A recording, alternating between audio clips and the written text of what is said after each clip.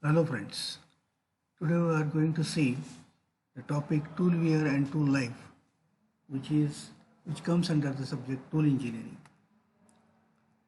So friends,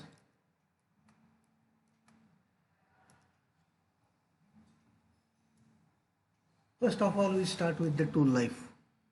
So what is tool life? It is nothing but the cutting life of the tool which is expressed in time. The time period measured from the start of cut off to the failure of the tool is known as tool life. Or you can say the another definition as the time period between two consecutive resharpenings or replacements. So this is one of the important point to be remembered, that is what is the meaning of tool life. So tool which we are using for the cutting operations, it needs to be resharpened after certain period of time. So the time required between the two consecutive resharpenings is termed as tool life.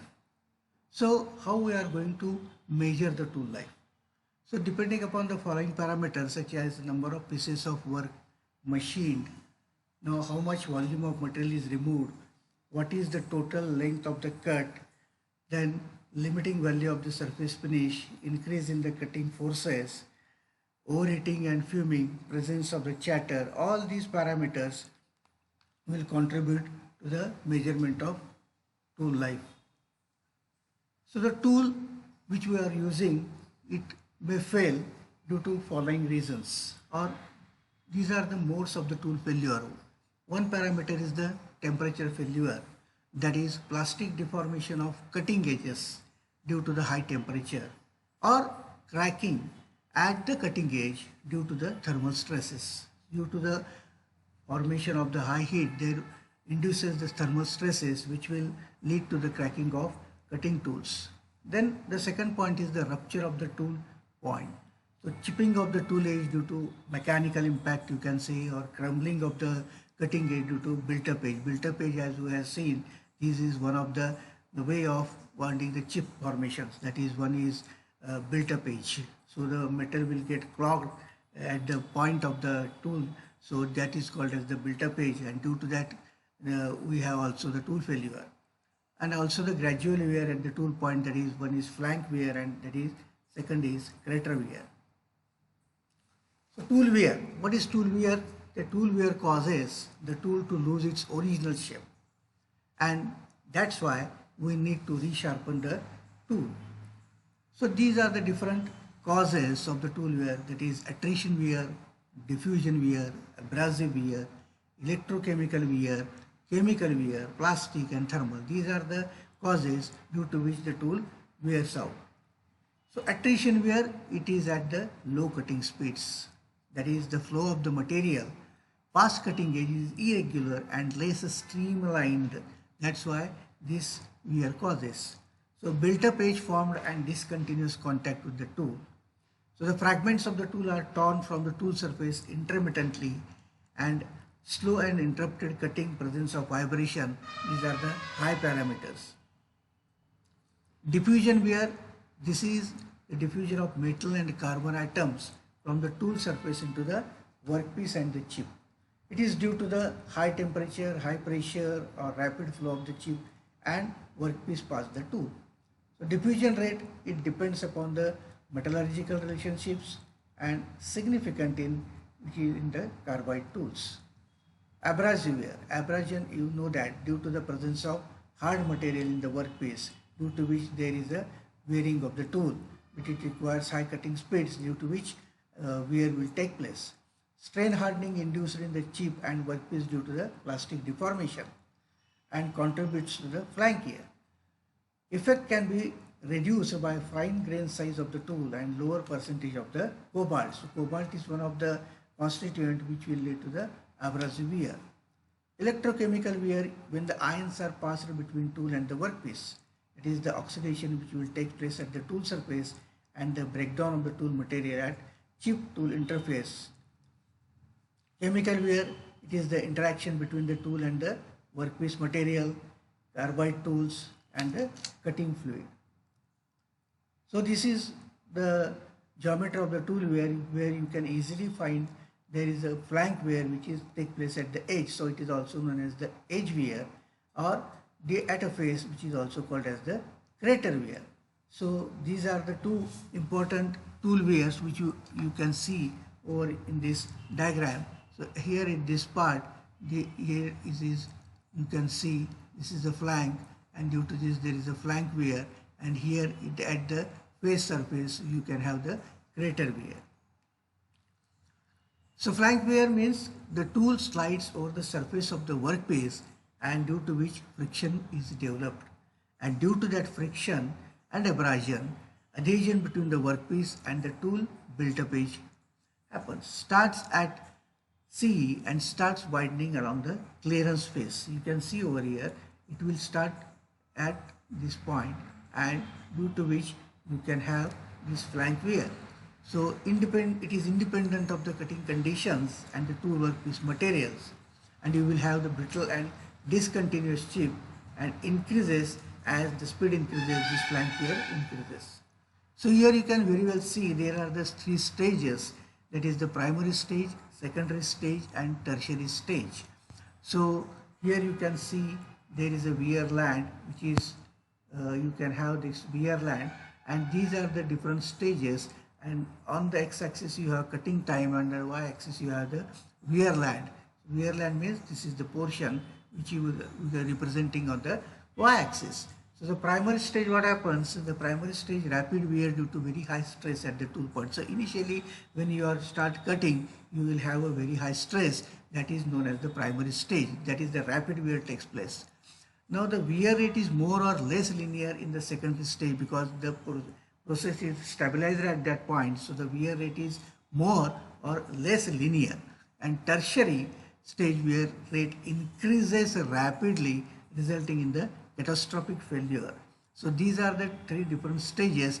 Due to, you can very well see, that is the primary wear, then secondary wear, and the tertiary wear. So the primary wear stage is a rapid wear, and it is due to the high stress at the tool point. The tool point, when touches the workpiece and starts machining, you will have the very high stress at that point, and that's why there is a rapid wear.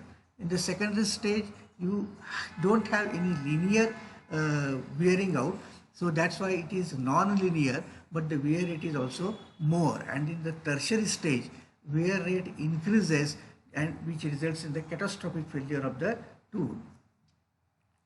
So tool life can be measured with the equation which is known as the Taylor's equation, Vt raised to B is equal to C. Somewhere you can find Vt raised to N is equal to C, where V is the cutting speed in the centimeter per minute, T is the tool life, B is, or N if you could take it is a constant, which is 0.1 for the high speed steel, and 50 for C is equal to 50 for high speed steel, and cemented carbide B is equal to 0.125 and C is equal to 100.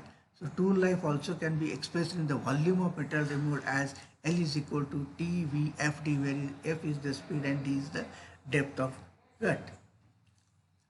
So the measurement of tool life, that is diamond indenter, you can have different measurement techniques, that is diamond indenter technique, radioactive technique, test at the elevated or high cutting speeds, or facing test, and test with the low wear criterion.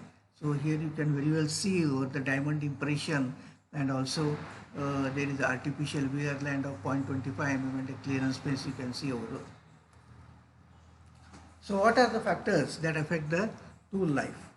So you can have the higher cutting speeds, then what are the physical properties of the workpiece, what kind of material you are cutting, and how much part you are cutting, that you can have the area of the cut, then what is your ratio of feet to the depth of cut, and different shapes and angles of the tool material, and in the heat treatments, what kind of tool material you are using, and where they require heat treatment or proper heat treated tools are there or not, then what type of coolants you are using, and what is the quantity and the nature of the coolants, and how much is the rigidity of the tool and the workpiece.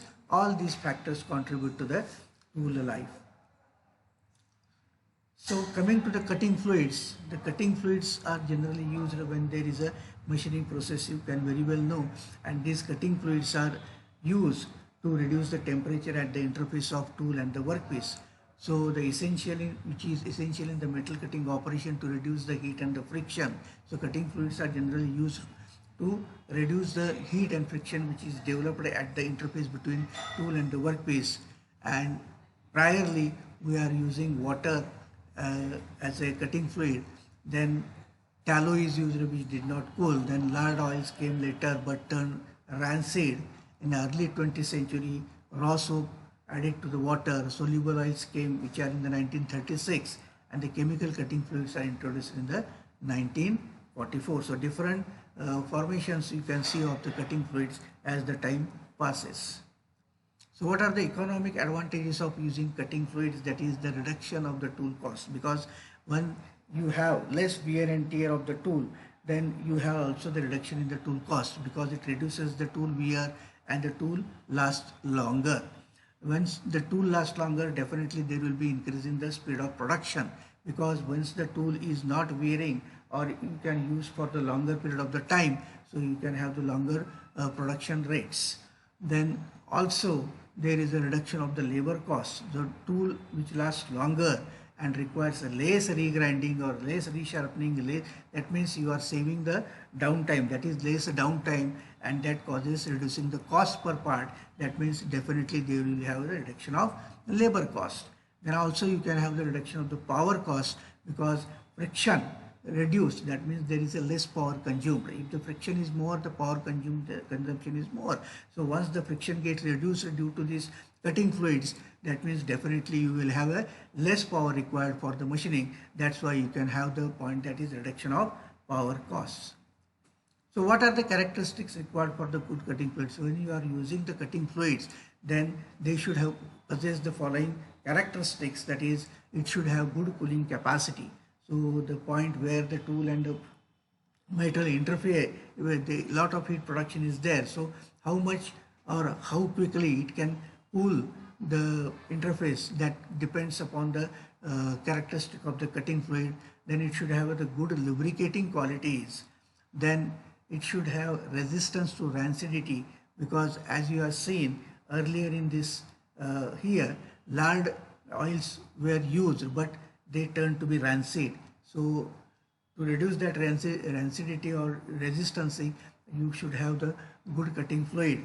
Then cutting fluid should have low viscosity, it should have long life, it should be rust resistance, it should not be toxic, it is non-toxic, it should not affect the worker who is working with that particular cutting fluid, and it should be able to see, that means it should be transparent and it should be non-flammable. So these are certain characteristics of the good cutting fluid that is to be taken into the account.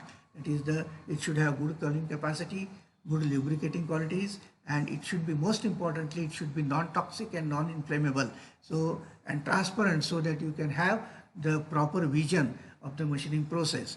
And most importantly, it should have long life and low viscosity. So friends, today in this lecture we have seen about the tool life and the cutting fluids. So in the coming lectures we will discuss more. So thank you very much.